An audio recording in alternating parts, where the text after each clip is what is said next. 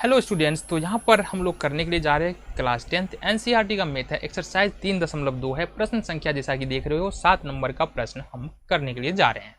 अब 7 नंबर प्रश्न ऐसे है क्या हमारा, तो 7 नंबर प्रश्न में हमारे पास दो इक्वेशन है, यानी कि दो समीकरण है। कौन कौन से समीकरण है देखो।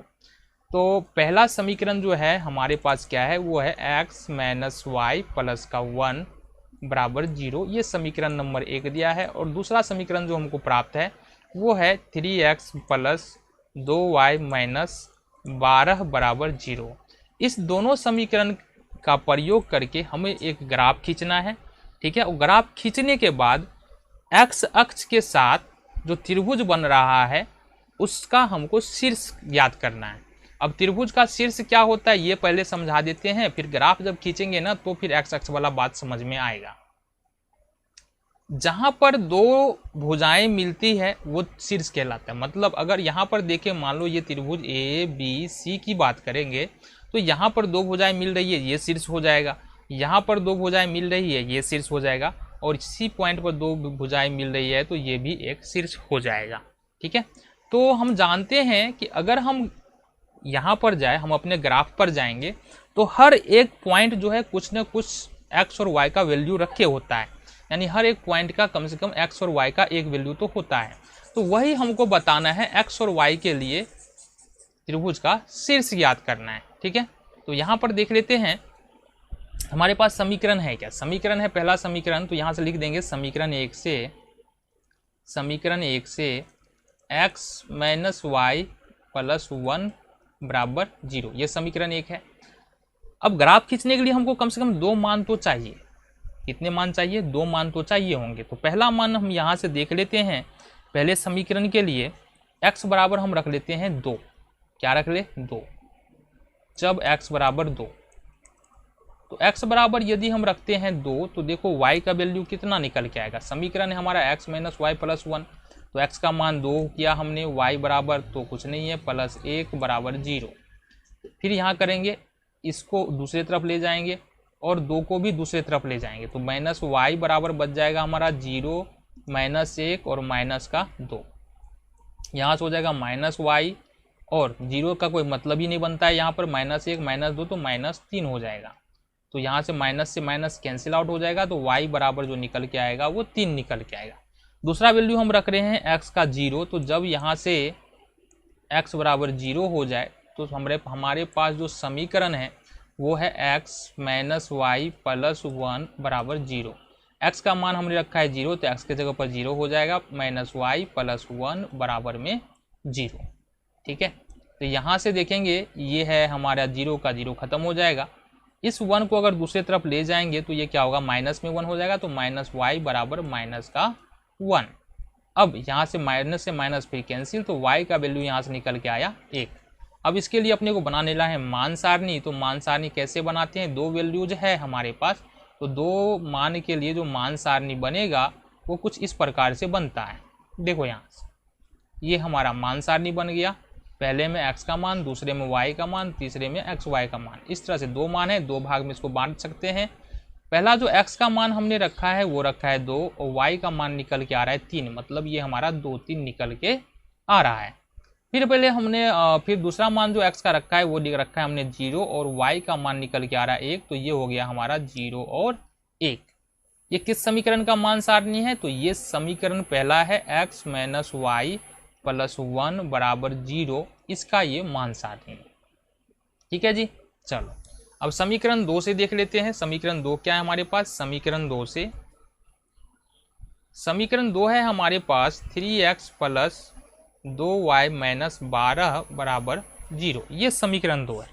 अब इसके लिए भी हमको x और y के दो दो मान चाहिए होंगे। तो पहला मान हम रख लेते हैं यहाँ पर x बराबर 2। तो जब x बराबर रखते हैं यहाँ से 2, तो सीधी सिंपल सी बात है, यहाँ पर 3 है और x के जगह पर हो जाएगा हमारा 2 प्लस 2y माइनस माइनस 12 बराबर 0। ये हो रहा है हमारा 3 दूनी 6 प्लस 2y माइनस 12 बराबर 0। अब जाहिर सी बात है ये प्लस में 6 है, माइनस में 12 है, तो 12 में 6 निकाल लेंगे तो 2y माइनस 6 बच जाएगा। ठीक है, ये हो जाएगा हमारा 0। अब 6 को अगर दूसरी तरफ ले जाए तो माइनस में प्लस में हो जाएगा, तो 2y बराबर हो जाएगा हमारे पास 6। तो y बराबर अगर निकालना चाहेंगे 6/2 हो जाएगा, गुना में है 2 को इधर ले जाएंगे भाग में हो जाएगा, 2 तिया 6। तो y का मान कितना निकला हमारा 3 निकल के आ गया। ठीक है, अब दूसरा वैल्यू यहाँ पर रखेंगे हम, देखो यहाँ से, तो दूसरे वैल्यू के लिए देख लेते हैं। जो दूसरा समीकरण हमारा है उसमें क्या रखना है, दूसरा मान रखना है जब x बराबर 0। क्या रखना है जी, x बराबर 0। जब x बराबर 0 रखेंगे तो समीकरण हमारे पास है क्या, समीकरण हमारे पास है 3x + 2y - 12 बराबर 0 है। x का मान 0 कर देना है हमको, तो 3 × x का मान 0 हो गया, 2y - 12 बराबर 0। इस तरह से ये पूरा टर्म 0 हो जाएगा, तो हमारे पास बच रहा है 2y - 12 बराबर 0। 12 को उठा के इधर ले जाएंगे तो प्लस में हो जाएगा, 2y बराबर हो जाएगा 12, y बराबर 12/2, 2 छाके 12, ये हो गया अपना 6। यानी कि y का मान कितना निकल के आ गया, y का मान निकल के आ गया यहाँ से 6।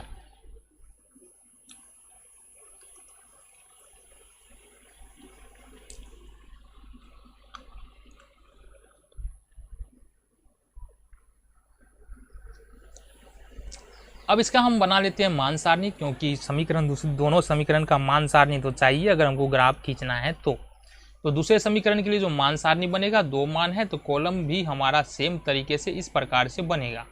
यहाँ पर 2 कॉलम बनाना पड़ेगा और फिर इसको 3 भाग में यहाँ से बांट देना इस तरह से, x y और ये x y हो जाएगा। x का पहला मान जो रखा था हमने 2 रखा था और y का मान आया था 2, तो इस तरह से इसको हम लिख सकते हैं। फिर x का मान रखा था 0, y का मान आया 6, ये हो जाएगा 0 6। इस समीकरण क्या था हमारा, समीकरण था 3x + 2y - 12 बराबर 0। इस तरह से हमारे पास दोनों मान सारणी यहाँ पर आ चुके हैं। अब इन मान सारणी की सहायता से हमको क्या करना है, हमारा जो वैल्यू है यानी कि ग्राफ है वो हमको खींच लेना, वैल्यू को ग्राफ पर रखना है और ग्राफ हमारा प्राप्त हो जाएगा। तो यहाँ से हमारे पास दोनों ही मान सारणी, दोनों ही समीकरण के आ चुके हैं। अब हम देख लेते हैं इसका ग्राफ किस प्रकार से आएगा। तो सबसे पहला मान जो रखना है x बराबर 2 और y बराबर 3 होना चाहिए, तो 2 3 यानी कि x अक्ष पर जाएंगे, ये हमारा x अक्ष हो गया, ये वाला x अक्ष हो गया और ये वाला जो अक्ष है ये हमारा y अक्ष हो गया। तो x अक्ष पर जाएंगे प्लस में 2 हमारा यहाँ पर निकल के आ रहा है, फिर प्लस में 3 है तो यहाँ से हम ऊपर चले जाएंगे प्लस में तीसरे नंबर पे, मतलब ये वाला पॉइंट आ रहा है, ये हो जाएगा हमारा 2 3। फिर x का मान है 0 और y का मान है 1। तो देखो x का मान 0 है, y का मान 1 है, इसका मतलब हम प्लस वाले 1 की बात कर रहे हैं। तो x का मान 0 तो हम यहाँ से शुरू कर रहे हैं और y का मान 1 है तो ठीक ऊपर चले जाएंगे, कुछ इस प्रकार से यहाँ पर मान हमारा आने वाला है, तो ये हो जाएगा 0 1। अब जाहिर सी बात है इसको हमको क्या करना है, मिला देना है। इस प्रकार से देखो यहाँ से, इस प्रकार से इसको मिलाना पड़ेगा यहाँ से देखो, रुक जाओ 1 मिनट रुक जाओ, ये जो है ना हमको, चलो ये कलर चेंज करना पड़ेगा यहाँ से। चलो अब यहाँ से हमको अपने क्या करना है, मिलाना है, तो मिला लेते हैं, ये मिल गया हमारा। चलो अब दूसरा मान देखना है हमको, दूसरे समीकरण के लिए क्या आ रहा है मान हमारा, दूसरा मान आ रहा है x बराबर 2 और y बराबर 3, यानी कि यही निकल के आ रहा है x बराबर 2 y बराबर 3। और दूसरा जो वैल्यू है वो x बराबर 0 और y बराबर 6, यानी कि x बराबर 0 y बराबर 6, ये निकल के आ रहा है।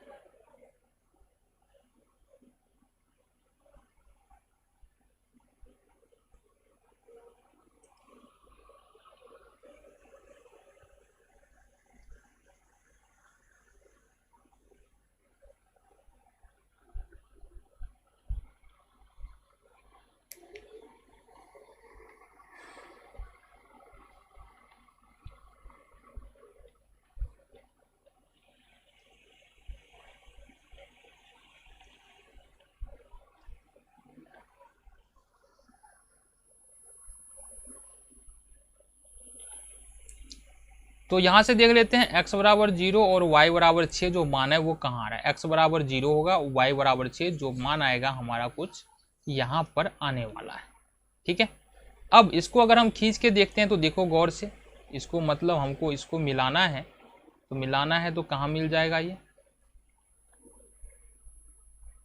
इस प्रकार से हमारा ये मिल रहा है।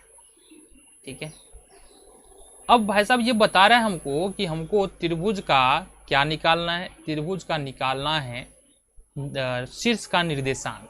तो शीर्ष का निर्देशांक अगर हम देख रहे हैं, लेकिन एक्स अक्ष के साथ जो त्रिभुज बन रहा है, ये त्रिभुज किसके साथ बन रहा है, ये त्रिभुज वाई अक्ष के साथ बन रहा है और ये वाला त्रिभुज एक्स अक्ष के साथ बन रहा है। तो अगर हम त्रिभुज का निर्देशांक देखते हैं तो यहाँ पर देखो क्या बन रहा है, एक पॉइंट हमको ये वाला मिल रहा है, दूसरा पॉइंट हमारा ये वाला मिल रहा है, तीसरा पॉइंट हमारा ये वाला मिल रहा है। क्योंकि एक्स अक्ष के साथ ये त्रिभुज बना रहा है ना, ये वाला त्रिभुज वाई अक्ष के साथ बन रहा है, ये वाला जो त्रिभुज है वाई अक्ष के साथ बन रहा है और ये वाला त्रिभुज हमारा एक्स अक्ष के साथ बन रहा है। देख रहे हो, गौर से देख लो। ठीक है, तो एक्स यहाँ पर निर्देशांक याद करना है। मान लो कि त्रिभुज का शीर्ष ए है, ये बी है, ये सी है, तो यहाँ से ए का निर्देशांक कितना हो जाएगा, ए का निर्देशांक कितना हो जाएगा, 2 3 हो जाएगा। और बी का निर्देशांक देखेंगे कितना हो जाएगा, बी का निर्देशांक एक्स का मान -1 और चूंकि यहीं पर है, एक्स अक्ष पर ही है, तो वाई का मान कितना हो जाएगा, 0 हो जाएगा।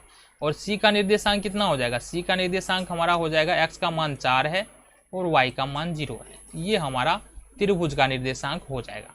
देखो, अलग अलग तरीके से हल करने पर इस प्रश्न का आंसर जो है वो अलग अलग आ सकता है। तो ऐसा नहीं है कि जो किताब में है बिल्कुल सेम टू सेम आंसर हमारा वही आना चाहिए, क्योंकि यहाँ पर वैल्यूज अगर चेंज करोगे तो तुम्हारा आंसर भी यहाँ पर बदलने वाले हैं। ठीक है, तो ये था हमारा लास्ट क्वेश्चन एक्सरसाइज का। मिलेंगे अगले वीडियो में।